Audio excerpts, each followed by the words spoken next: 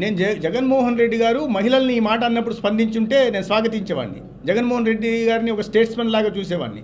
అరే మహిళల్ని అటువంటి అరే తప్పు అయిపోయింది, నా ఛానల్లో నాకు ఆ ఛానల్ నడుపుతున్న నా ధర్మపత్నికి సంబంధం లేదు, తప్పు అయిపోయింది, అలాంటి జరిగిండకూడదు, ఎవరు మాట్లాడినా అది తప్పు, ఏ మహిళను కూడా మనం వేశ్యతో పూజకూడదు, వేష అనకూడదు, అది తప్పు అనేది చెప్పిండాల్సింది. వేషలు కూడా వారు ఏదో జీవనాధారం కోసం ఏదో చేసుకుంటే అదే దాన్ని ఆ రకంగా చేయడం అనేది వాళ్ళనే అవమానించడం, వీళ్ళనే అవమానించడం.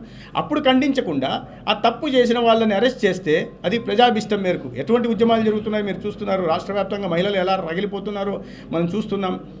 బయట రాష్ట్రాల్లో కూడా అడుగుతున్నారు, ఏంటి అటువంటి మాటలు మాట్లాడుతున్నారు, మీ ప్రభుత్వం ఊరికి ఎలా ఉందని. కేసులు పెట్టారు, కడుపు మండిన వాళ్ళు కేసులు పెట్టారు. కేసు పెడితే అరెస్ట్ చేస్తే దాన్ని ఖండించారు.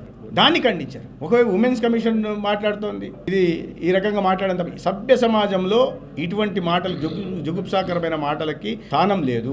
ఆ మాట్లాడుతున్న వాళ్ళు చేస్తున్న వాళ్ళు ఎవరైనా సరే వాళ్ళు శిక్ష అనుభవించక తప్పదు.